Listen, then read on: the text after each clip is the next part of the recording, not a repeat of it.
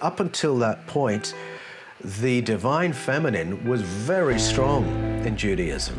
Right up until that point, you could go to numerous Jewish temples and you would find shrines to these female entities, and you would pray to female entities. All that had to be stamped out as Judaism became monotheistic, and of course monotheistic with a male god.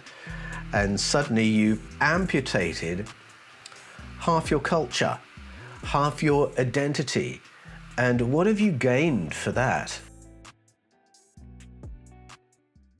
I could talk about a close encounter of the fourth kind that I experienced when I was 20 years old in the city of Bath in the UK, but I do talk about that a little bit in my new book, Echoes of Eden, paperback being released on May the 1st. Don't miss that.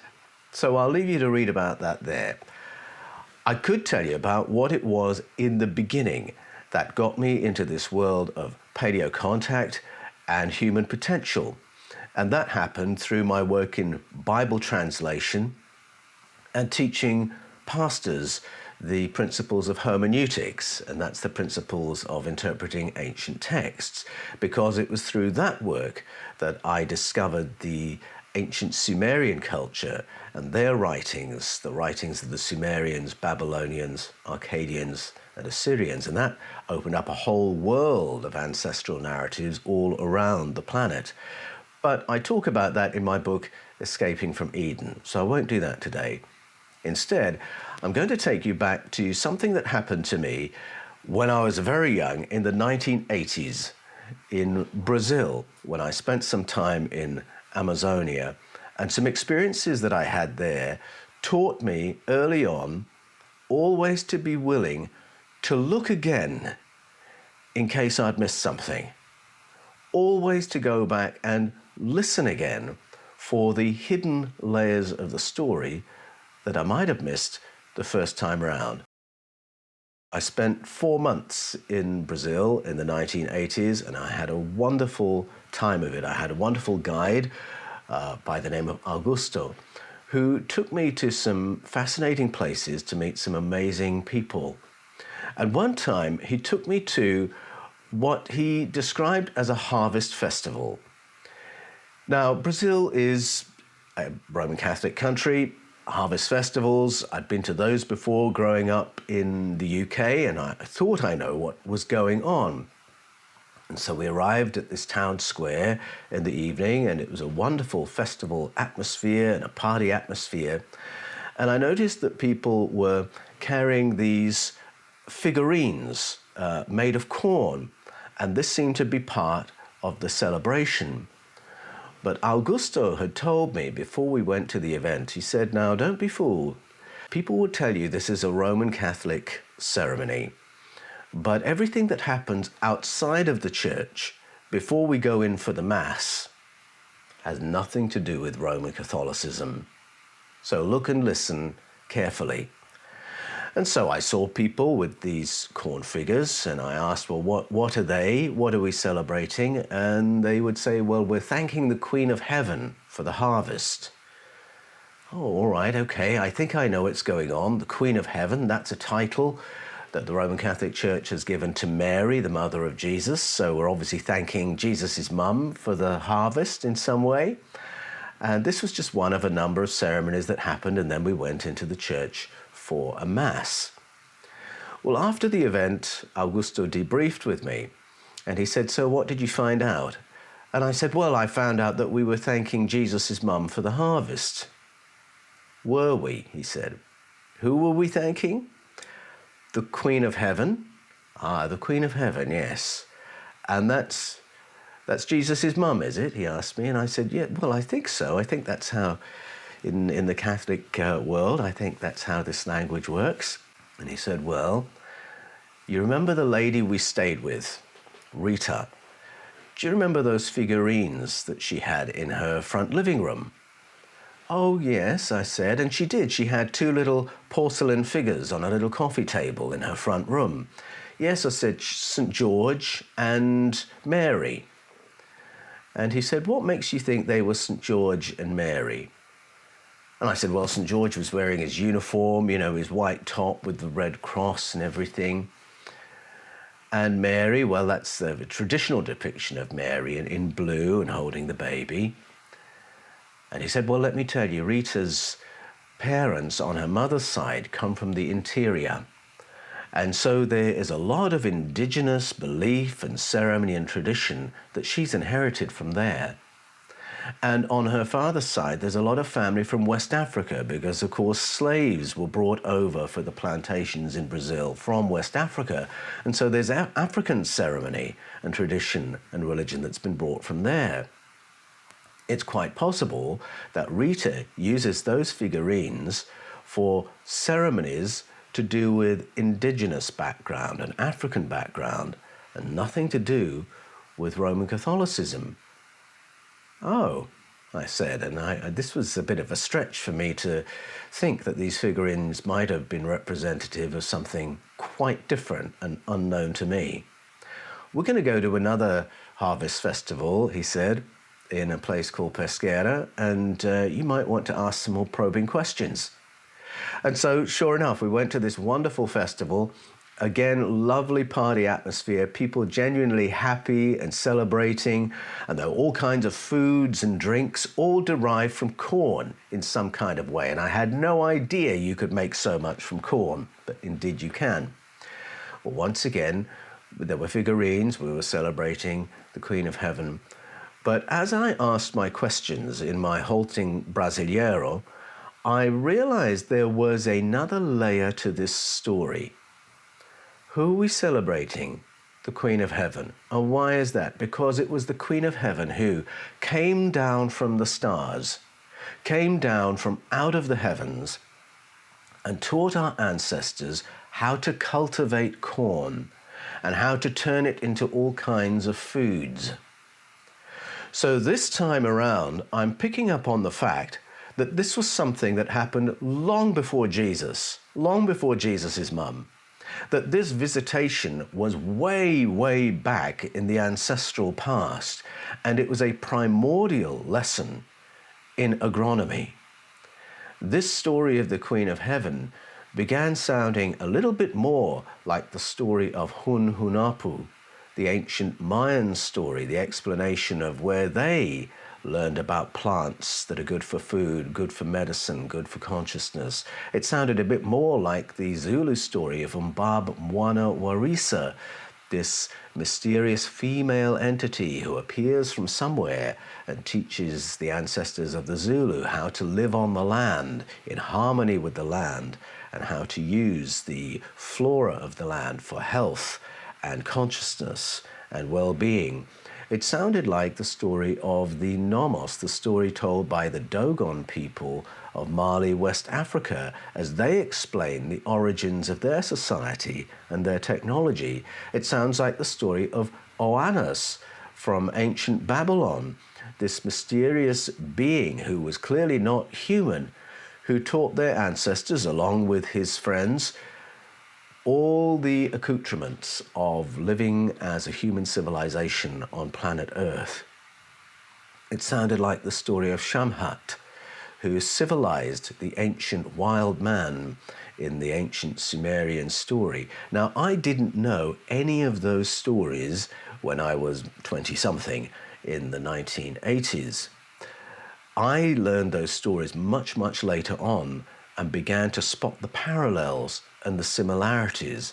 But what I did notice in Pesqueira as I asked those questions in my halting Brasileiro was that this was not the story of a supernatural eternal entity that we pray to for a good harvest or a healthy baby, that we were actually celebrating the memory of something that happened to the human race in the deep past, something to do with contact, something to do with cosmic help for human civilization on planet Earth. But when I was in Brazil in the 1980s, Pope John Paul II was trying to stamp out all the non-Catholic elements of these ceremonies and celebrations. He was busy cleaning up. And he wanted to get rid of all the African elements of these celebrations and get rid of all the indigenous elements of these celebrations and leave only the Portuguese Roman Catholic contribution that arrived in 1500 with Pedro Alvarez Cabral. Everything else could be gotten rid of. Catholicism only was to remain. So he really was trying to clean up not only the practices, but the worldview of the people living in Brazil. And it was extraordinary to me to think that Portugal had been in Brazil for 500 years and in all that time had failed to stamp out what was there before. The goal was to delete and replace, delete the indigenous knowledge with Catholic orthodoxy and replace it with Catholic orthodoxy, and they hadn't been able to do it, and the people were still resisting it. And I found that a very curious thing to behold. What was the power of this knowledge that it could survive against the odds for so long? Because what I was hearing as I asked my questions, you wouldn't hear it in church, you wouldn't hear it in school, you wouldn't hear it on the TV, you wouldn't hear it from the government. It was all unofficial folklore, and yet it had this power to persist. We'll go to the land of my fathers on my father's side. That's Ghana, West Africa, and we'll go there between 1874 and 1950, because that was the period during which the British ran Ghana. Now, when the British went into Ghana, they had a goal similar to Pedro Alvarez Cabral in Brazil, and that was to run the country, to set the commodity prices, the exchange rates, set up the banking systems so that Britain could siphon off the wealth, so that the British Crown could get the Ghanaian gold, and so that the British could benefit from sitting at the top of the economic tree and run the country. And so that's how it went until 1950, and my family has a proud involvement in the liberation of Ghana from British rule to the extent that that has happened. During that time, British Christianity was the thing to know and believe. And the local indigenous knowledge, well, that had to be irrelevant. The British didn't want alternative news, alternative truth, alternative history, didn't want any kind of story that would embolden independence movements or anything like that. They wanted full spectrum dominance. So the British provided the newspapers, the media, the school teachers, the police, the civil servants, so on and so forth. And the local knowledge had to be marginalized. Now, in colonization in other parts of the world, this has been done very, very brutally.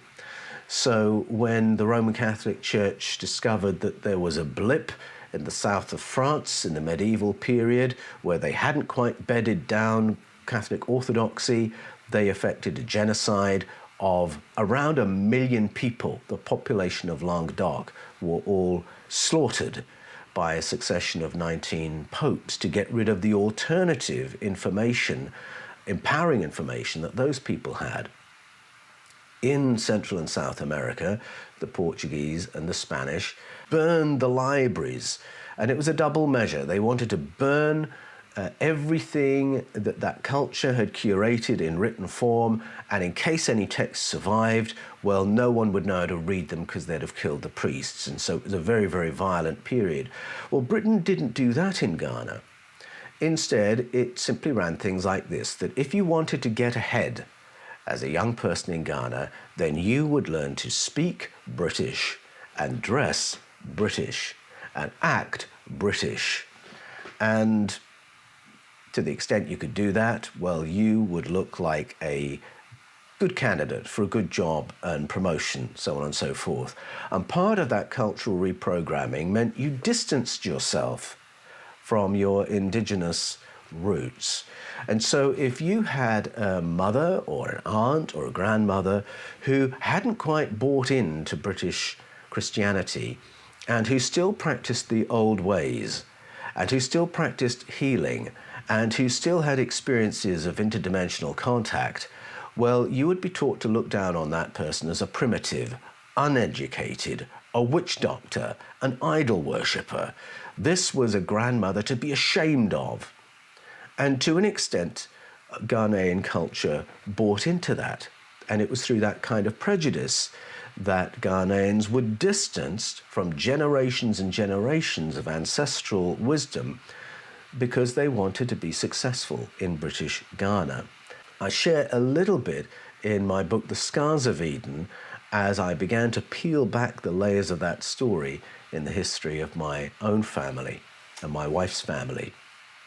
If we go briefly to Canada, the United States of America, and Australia, between 1880 and 1980, we will be in a period when the governments of those nations were doing their level best to get rid of indigenous memory and even to get rid of the continuity of the indigenous peoples as an ethnic force. So in Canada, over that period, 1880 to 1980, there was a stolen generation policy in which the state, in collaboration with the churches, would forcibly kidnap First Nation children and imprison them in what were called boarding schools, largely Catholic boarding schools, where they would be educated.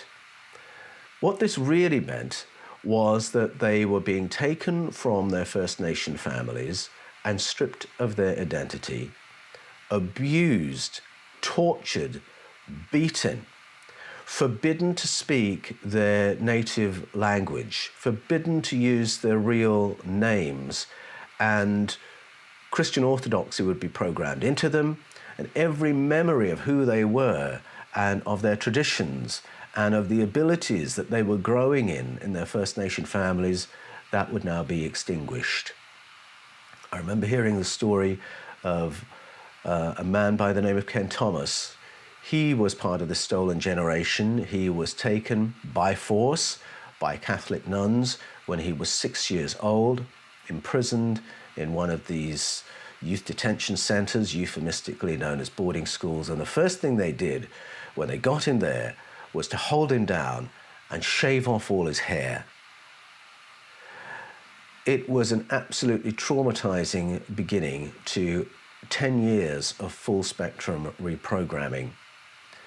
The reason that the hair was shaved off was not only to do with memory and identity, but because the Catholic nuns knew that First Nation Canadians used their hair to relate to the cosmos, to relate to the environment around them, that there are higher cognitive abilities that are related to long, healthy hair. And they wanted to cut off any latent abilities that Ken Thomas had at the age of 6 when they kidnapped him. Loss of language, of course, is another aspect of that. No speaking of their native language, and so they would forget their language and the stories that were carried in the rhythm and rhyme of that language. My Welsh grandfather had the same experience in the early 20th century as the British government tried to stamp out Welsh language to get rid of Welsh memory and Welsh story. In the USA, in that same period, 1880 to 1980, Native American initiation was illegalized because the government did not want the transmission of information or higher cognitive abilities to be transmitted from one generation to the next. And they reckoned if they could stop it for 100 years, that would be enough to stop it altogether.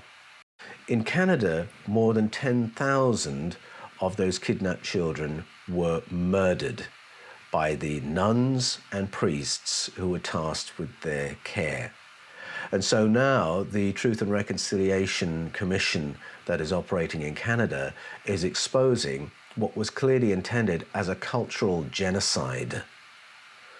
Well, no less was intended by the policies in the United States of America, and no less was intended by the Stolen Generation policy in Australia. Again, same period between 1880 and 1980, Aboriginal children taken by force, imprisoned in youth detention centres, euphemistically known as missions. Again, it's a collaboration between state and church to stamp out the old knowledge, the old ways, cognitive powers, memory, and replace it with Christian orthodoxy.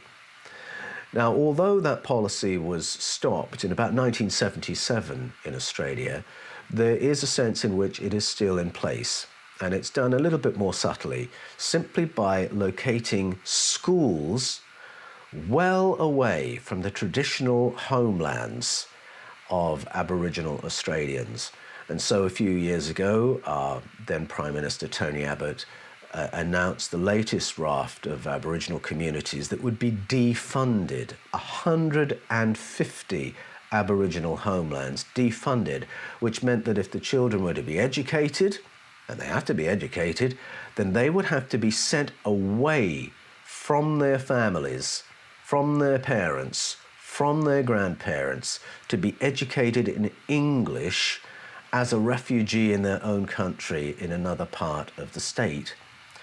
Well, of course, they're being educated in English. They are losing their Aboriginal language, and they are losing all the processes of initiation that would be happening if they were at home. So why is this happening? Why is indigenous identity, knowledge, language, story being stamped out? As soon as you realize how concerted this is around the world, whether you're looking at Central America, South America, North America, United States of America, Canada, Australia, Ghana, it's the same story. Why is it happening? Why is it so important to stamp this information and this identity out? As soon as you see how concerted it is, that should be the signal to go and sit at the feet of the elders of these traditions, because by some miracle, those traditions have survived and their stories have survived. And there are guardians who can initiate new generations into the knowledge and the ways, the cognitive powers, and the ceremonies of their ancestors. And in Echoes of Eden, which is my new book, that's exactly what I've done. I sit at the feet of those elders and curators and guardians, and I listen for what is in the information for us. What is the relevance today? What is the power that the powers are so frightened of? And I find those traditions to be full of information that is empowering for the present day. Let's join some more dots. Let's go to Jerusalem in the 7th century BCE. At that time, clearly, there were festivals rather similar to the ones I experienced in Brazil, because we have discovered hundreds of handheld female figures, just like those corn figures I saw in Brazil, only these are made of terracotta. They're female figures, they're bare-breasted, and they've been decapitated, and they were thrown in a pit. Why was that? Because in the 7th century BCE, the cult of the Queen of Heaven, oh my goodness, there's that name again, was being stamped out by reforming Judean kings. And we find the inscriptions on these figurines, the figurines of Asherah, Anat, Kudzu, Hathor, Astarte, who was to become Aphrodite in the Roman tradition. Once again, female entities being commemorated who are at the root of our story as human beings with a knowledge of agronomy. This is where our knowledge of how to live on the planet came from. Which plants are good for food, which are good for medicines, which are good to avoid, which are good for higher consciousness, all credited to this female figure. And take a look at that. 7th century BCE, they were trying to stamp that out. 1980 in Brazil, still trying to stamp it out. So what are they trying to stamp out? The story that's being stamped out is the story of first contact. The story that says that Homo sapiens was nurtured by another intelligence, that human beings were assisted by another species from off-planet who came and helped our ancestors to establish themselves on the planet, to live in a non-animal way, a non-subsistence way, a way where we could farm and build towns and cities at a great civilization. All these ceremonies commemorate the primordial lesson in agronomy and medicine, whether you're going to Babylonia, Sumeria, the Zulu people, the Mayan people, the Dogon of West Africa, Cherokee, Iroquois, Aboriginal Australia. The stories are all there of our first contact and the fact that we are part of a cosmic family. And much of that information is often carried by the wise women of the people group. Not always, but a lot of that knowledge around plants has resided there. This is information about a populated universe. So if we had lived in a world where indigenous information was celebrated instead of suppressed, there would never have been a period where we didn't know what a close encounter was, or what a UFO was, or whether we're alone in the universe. We would know we're part of a populated universe, and we have family and we have friends, and that we are related to those who have visited us in the deep past. We would know more about who we are as human beings. We would know more about our higher cognitive powers. And there's the connection. Why is it that the shamans and the wise women of societies through the ages are the ones with the higher cognitive powers, the ones who can do remote viewing and future viewing and self-healing? These things are all tied in together with the information that they curate. And the information is not just about the past, it's about implications for now, not just about our origins, but about what is possible for us today. Possible because of our higher cognitive abilities, possible because we can switch them back on, and possible because we are not alone. We have company, we have help, that it is possible to engage. Imperial Christianity didn't want any of that. First of all, it didn't want agnosticism. It wanted people who believed in dogma. It didn't want people with personal sovereignty. It wanted people who were passive and obedient and who distrusted themselves and trusted authorities more than they trusted themselves. So on both those counts, they don't want this traditional worldview. And they certainly didn't want other sources of truth and information and healing.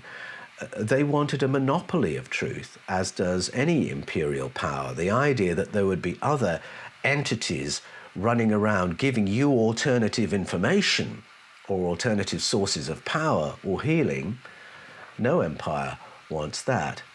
What it wants is people who are dependent on the state powers. They don't want grassroots empowerment. And this indigenous story is about grassroots empowerment by our ancestors, by the spirits. When I was in Brazil in the 1980s, there were two big forces at play. I was there studying Christian spirituality and what was happening in terms of church life and church planting. There were the top-down powers, John Paul II and the diocese, who were trying to shut down indigenous knowledge.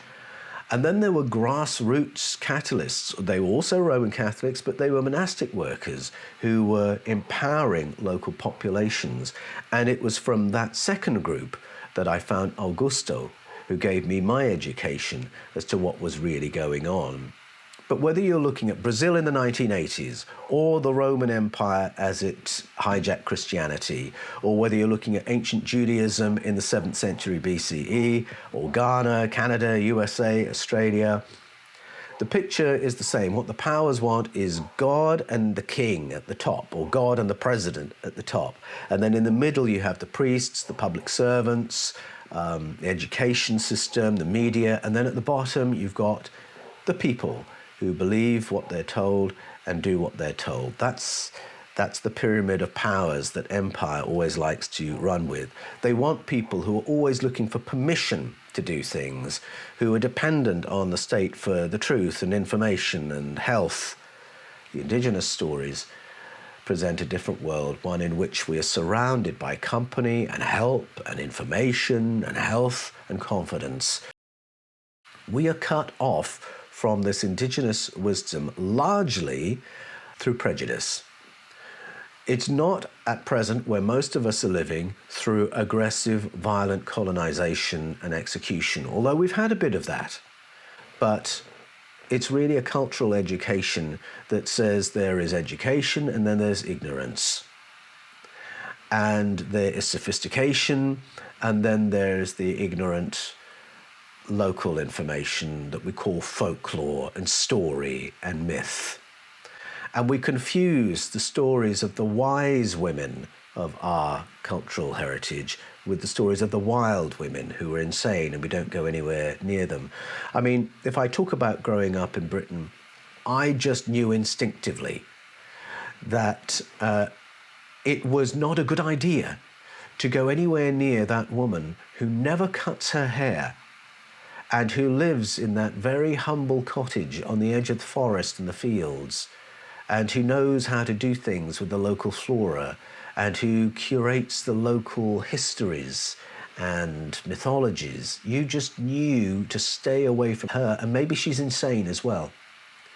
And that's the kind of prejudice that we are given around the wise women or the witchy women of Northern Europe, of North America. Not much has to be said. So many cultural references out there to tell us to stay away. And yet those are the people who've curated the old ways. You know, we can get quite romantic when I say, oh, go to the curators of Native American tradition, or sit at the feet of a Navajo guardian, or find the elders of an Aboriginal Australian tribe. Oh, yes, I'd love to do that. I'll make that part of my holiday. But in fact, all cultures have this, and the English have it as well. Only we have a prejudice against our own. What I discovered as I researched Echoes of Eden is that if you really want to start tapping the ancestral wisdom of the human race, the grassroots knowledge of contact, the grassroots knowledge of higher cognitive powers and how to tap them, you have to decide in advance to overcome all that cultural programming. Just as in Ghana, there was a certain way to behave if you wanted people to think you were educated and intelligent. That's true of all of us. We all have that. We all want people to think we're intelligent and clever. And we have to be willing at some point to say, blow that. I want to know what's going on. Part of what I want to share today is to encourage you to go back to traditions that you've dismissed, to go back to traditions that you said, well, those are heretics, or they were crazy, or they were insane, or they were probably demonized, or however it is that our thinking has been poisoned. And say, no, I want to listen again. I'm going to keep my sovereignty. I'm going to weigh it up. Don't have to believe everything I'm told, but I want to know what it is I've missed. That's the journey I share in Echoes of Eden. And I've discovered that when we go to the indigenous sources, we hear stories about human origins. And we learn that we are ET hybrid beings. And we start probing what that means for us today. We learn things about human health and healing, and we re-empower ourselves so that we're not always dependent on departments of health to look after us, for us.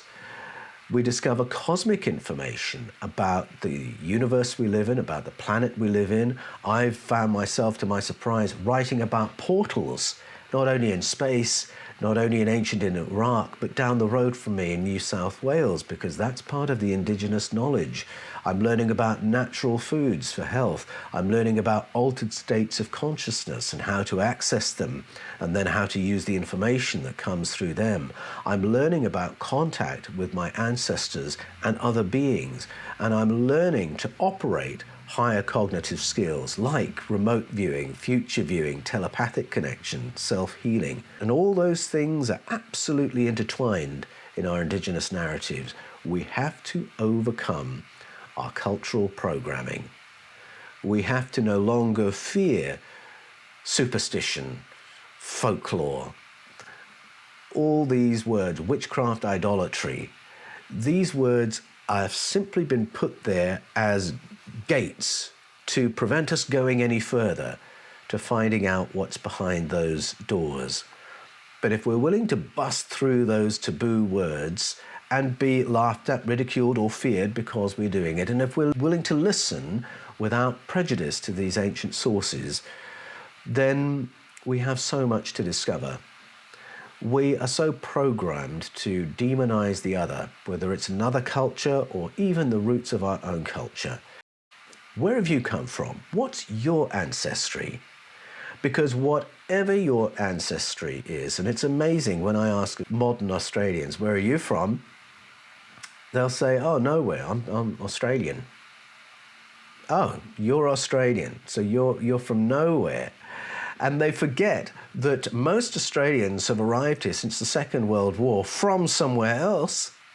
And then, of course, we have the Aboriginal presence in Australia that goes back more than 60,000 years. So there's always an answer to the question, where do you come from? And wherever it is, there will be traditional stories that belong to your culture. And so right now, I'm beginning to think about harvest festivals we did at school when I was a little boy, where we held little corn dollies. What were they? And who were they commemorating?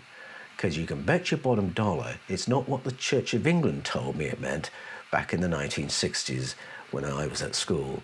And so it's that rediscovery that my book Echoes of Eden is all about. You can pre-order the Kindle edition right now, and the paperback is available on the 1st of May. I would love you to share this part of the journey with me, and I will look forward to getting into conversation with you about these amazing truths from our heritage that can inform how we live on the planet today.